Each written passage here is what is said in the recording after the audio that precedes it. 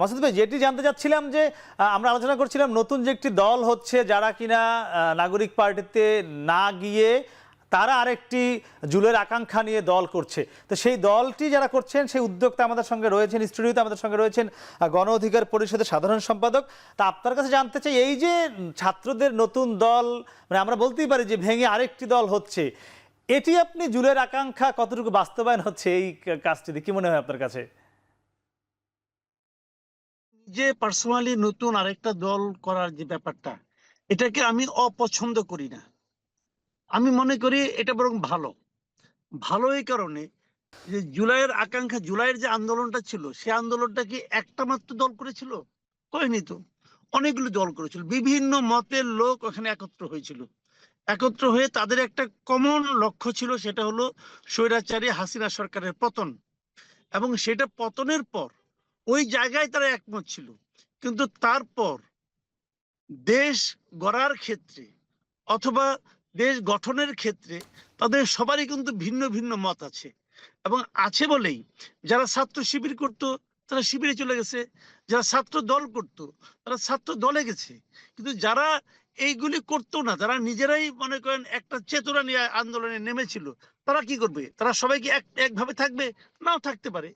কাজে এই যে তারা আলাদা হয়ে নতুন একটা দল করছে, অথবা এটাকে তারা প্রেসার গ্রুপ বলছে, যেটাই বলুক, আমি কিন্তু এটার পক্ষে। এবং আমি তো এটাই মনে করি যে এই প্রেসার গ্রুপটা আগেই থাকতে পারতো।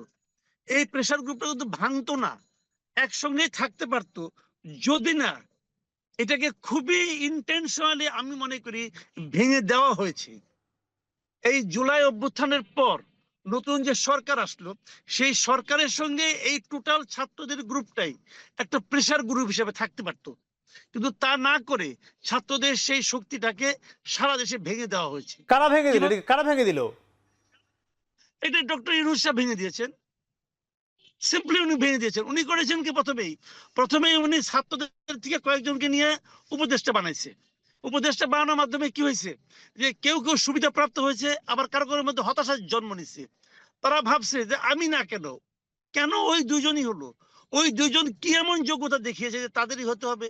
দেখেন, এই আন্দোলনে কিন্তু কোনো কেন্দ্রীয় নেতৃত্ব ছিল না, এটা ছিল একটা কালেকটিভ ফোর্স, একটা কালেকটিভ না কিন্তু লিডারশিপ মাসুদ ভাই, ছিল। সেই কালেকটিভ সেই ফোর্স কালেকটিভ সবাইকে কি নেওয়া সম্ভব? নিতে তো হবে বাছাই করে দুই না, তিনজনকেই। কাউকে দেওয়া উচিত ছিল না। সবাইকে দেওয়া সম্ভব হবে না, আমি তো সবাইকে দিতে বলতেছি না। আমি বলছি যে কাউকেই দেওয়া উচিত হয় নাই। কাউকে যদি না দিত, তাহলে সে ছাত্রদের পুরা ছাত্রটা কিন্তু একটা প্রেসার গ্রুপ হিসাবে সরকারের উপরে চাপ প্রয়োগ করতে পারতো। সরকারকে বলতে পারতো যে তোমরা যে কাজটা করতেছো, এই কাজটা তোমাদের করা উচিত না, অথবা এটা করা উচিত, এটা এভাবে করো, বলতে পারতো। কিন্তু সেই ফোর্সটাকে সরকার ইচ্ছাকৃত ভাবে ভেঙে দিয়েছে। এবং ভেঙে দিয়ে দ্বিতীয় দফা ভেঙেছে কিভাবে? দ্বিতীয় দফা ভেঙেছে তাদের মধ্যে ক্ষমতার লোভটা দেখে। বলছে তোমরা একটা রাজনৈতিক দল করো, তোমরা ক্ষমতায় আসবা। দেখেন, নাহিদ ইসলাম যখন নাকি পদত্যাগ করলো, পদত্যাগ করার পর এই সরকারের প্রেস সেক্রেটারি কি বললো? উনি হবেন আগামী দিনের প্রধানমন্ত্রী। এই যে বলাটা, এটা বলার মাধ্যমে কি তাদেরকে একটা কিংস পার্টি বানাই দিল। এই কিংস পার্টি বানানোর মাধ্যমে তাদের মধ্যে দ্বিতীয়বার লোক ঢুকাইলো। কাজে ওই ছাত্ররা কিন্তু এখন প্রেসার গ্রুপ না। জাতীয় নাগরিক পার্টি কিন্তু মোটেই প্রেসার গ্রুপ না। এই জাতীয় নাগরিক পার্টি কিন্তু এই সরকারের কোনো ভুল ভ্রান্তির কোন রকম সমালোচনা তারা কিন্তু করে না এবং করবেও না। সেই বিবেচনায় যদি একটা পক্ষ, একটা দল, একটা গ্রুপ যদি সেখানে না যে তারা যদি আন্দোলনের সঙ্গে থাকে এবং প্রেসার গ্রুপ হিসেবে কাজ করতে চায়, আমি তো তাদেরকে ওয়েলকাম করব। আমি বলবো তারাই আসলে ঠিক কাজটা করতেছে। জি, তবে জি কামাল ভাই, মাসুদ আপনি আমাদের সঙ্গে থাকুন, আমরা আপনার সঙ্গে যুক্ত হব। আপনি যদি গাড়ির মধ্যে রয়েছেন, আমরা এভাবে আপনার সঙ্গে আবারও যুক্ত হব। রাশেদ ভাই, একটু জানতে চাচ্ছিলাম যে তিনি যেটি বলেছেন মাসুদ কামাল ভাই, যে এই প্রেশার গ্রুপকে তারা ওয়েলকাম করছেন, তারা চাক সেটি তিনি চাচ্ছেন।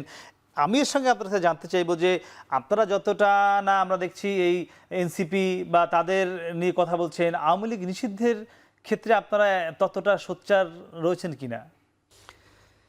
ধন্যবাদ। আমি এই প্রশ্নের উত্তর দেওয়ার আগে আরেকটি কথা বলতে চাই, না হলে ভুলে যাব। সেটি হলো, দেখেন, এই তিনজন ছাত্ররা যখন শপথ নিল, সে সময় কিন্তু বৈষম্যবিরোধী আন্দোলনের পক্ষ থেকে এমনকি সার্জিসরাও বলেছিলেন যে যারা আগামীতে নির্বাচনে অংশ নেবে না, তারাই মূলত সরকারে গিয়েছে। জি। এখন নাহিদ সাহেব যেহেতু পদত্যাগ করে তিনি একটি পার্টির সভাপতি হয়েছেন বা আহ্বায়ক হয়েছেন, তিনি কি তাহলে আগামী নির্বাচনে অংশ নেবেন না? তিনি তো উপদেষ্টা হয়েছিলেন। এই কারণেই তো বৈষম্য সৃষ্টি হচ্ছে যে তিনি উপদেষ্টা হওয়ার কারণে যে ধরনের একটি ফেস ভ্যালু বলেন, পরিচিতি বলেন পেয়েছেন, ছাত্রনেতা হিসেবে থাকলে, প্রেশার গ্রুপের নেতা হিসেবে থাকলে এটি পেতেন না। সুতরাং এই যে তিনি বা তারা ওয়াদা করলেন জনগণের কাছে যে আমরা রাষ্ট্র সংস্কার করতে চাই, আমরা যারা সরকারে গিয়েছি আমরা আগামী নির্বাচনে অংশ নিব না, আসলে তো নেওয়া যায় না, কারণ এই সরকার নিরপেক্ষ সরকার। সেই তারা রাষ্ট্র সংস্কার বা গণহত্যার বিচারটা শেষ না করে তারা পদত্যাগ করলেন। তার মানে কি? তার মানে গণহত্যার বিচার বা রাষ্ট্র সংস্কার বা আওয়ামী লীগকে নিষিদ্ধ করা তার থেকেও গুরুত্বপূর্ণ বিষয় হয়ে দাঁড়িয়েছে দল গঠন করা, এবং এই দলের মাধ্যমে আগামীতে হয়তো তারা ক্ষমতায় যেতে চায়। ডক্টর ইউনূস স্যার নিজেও তাদেরকে সহযোগিতা করার আশ্বাস দিয়েছেন তার বক্তব্যের মাধ্যমে। আমার এটি মনে হয়েছে, যেহেতু তিনি অলরেডি বলেছেন যে ছাত্রদের দল গঠন করা দরকার, অন্যথায় এই অভ্যুত্থানের চেতনা নষ্ট হয়ে যেতে পারে, অন্যরা আবার এসে সেই ধরনের ব্যবস্থা ফিরিয়ে আনতে পারে। তার মানে ডক্টর ইউনূস স্যারের সহযোগিতা আশীর্বাদ এখানে আছে।